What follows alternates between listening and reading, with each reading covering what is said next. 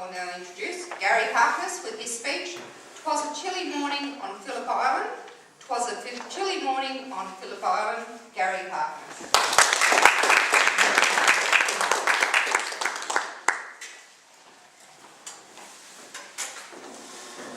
Being driven around the 4.45 kilometres of Phillip Island at a great rate of knots was one of the most exhilarating but scary experiences that I've ever had.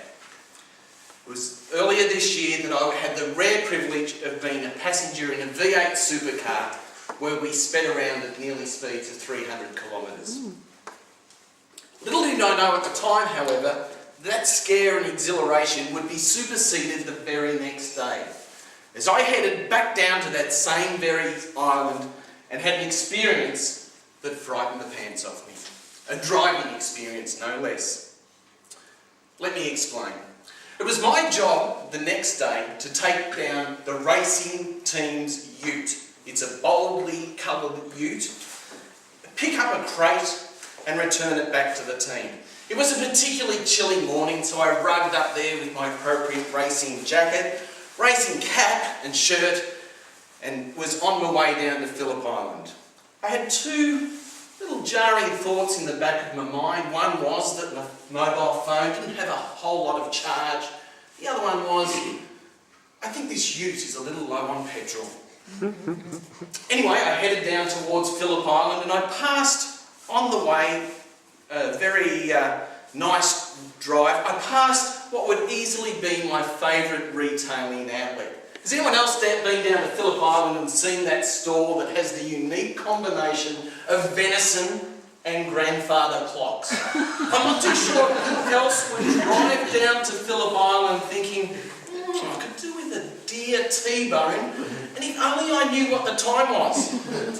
But I will only be told that time on a mahogany-fashioned piece of furniture. I looked down at the petrol gauge as I admired the wonderful shop. Noticed I was getting a little lower again on petrol, and at this point I decided I needed to take a detour, pop in a little bit of petrol in the car and be on my way. It was here that things started to go sour. I found myself in a part of Phillip Island that was rural to say the best. There was just me, my jacket, surrounded by frosty farms and cows, as my car came to a sputtering halt. Although it said I still had 4 kilometres of petrol to go, this brightly coloured ute refused to go any further. So here I was in the back blocks of Phillip Island, and I thought, well, I'll just ring the team at the racetrack, and between us we'll come to some solution to get me out of this minor predicament. Turns out that somewhere between the grandfather clocks and the San Remo Bridge, however, my mobile phone had given up the ghost. I was stranded without communication or transport. I had nothing but this brightly coloured ute, and I looked in the distance for a saviour, some help. And I could see out in the distance a farmer on his tractor, tractoring up and down his farm, and I thought, I'll just pop over to him, explain my predicament, get a lift, and away we go. As I said, it was flu season, it was cold, and as I approached this dear old farmer who would have been 80 years of age, I explained my predicament. Excuse me, would you mind if I get a lift from you with a jerry can and we'll go and get some petrol? As I said, it was flu season and he had a worrying sniff. I can do better than that. We've got a petrol bowser here on the farm. I'm happy to go and get you 5 litres. I thought, oh, terrific. How good is this? You just go and wait by your car and I'll be back in a jiff. Well, this farmer must have lived on a farm that must have been about 100 acres. Because I waited there by the ute, and while I was waiting and I had a quick skirt round the ute, I didn't want to waste up any more time. I wonder where the petrol cap is on this thing. It was to my horror then that I realised that this ute ran on LPG.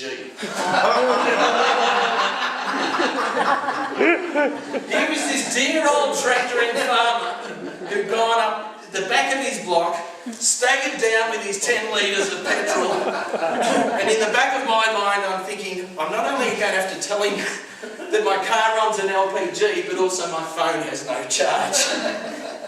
So as my conversation went a lot along the lines of, "You'll never guess what.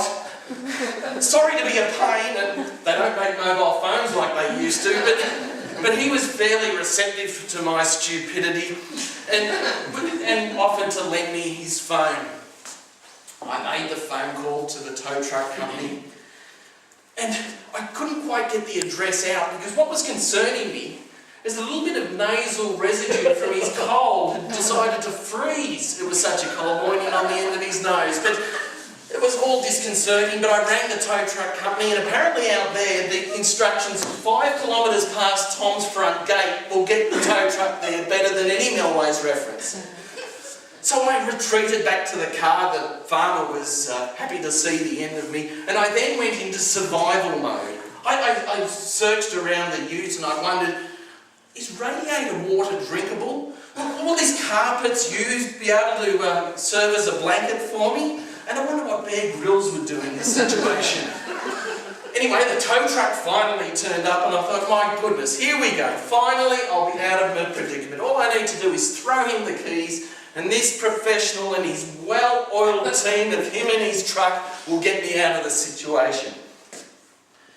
Unfortunately, that wasn't the situation either. The hydraulics wouldn't hydraulic. The chains wouldn't attach to my car, and rather than just be a stand-by, I was expected to come up with some solution as to how to get my ute on the back of this flatbed truck. Anyway, they hooked up the car, I was put into the car, and the tow truck driver yelled at me instructions that I didn't understand. There was something about turn it clockwise, now anti-clockwise, something about the handbrake. I didn't hear a word he was saying. I assure you, that 3 metres of driving to get myself onto the back of that tray truck was far more fearful than the 300 kilometres the day before I'd been spinning around Phillip Island track. Anyway, we eventually got it there as I nudged the car onto the tray truck. And I don't think Phillip Island has ever seen a tray truck with a more brightly coloured ute on the back of it as it did that day. From there, the story just leads pretty much, basically, I got to the petrol station, filled it up with some much-needed LPG, got the crate and was on the way back to work.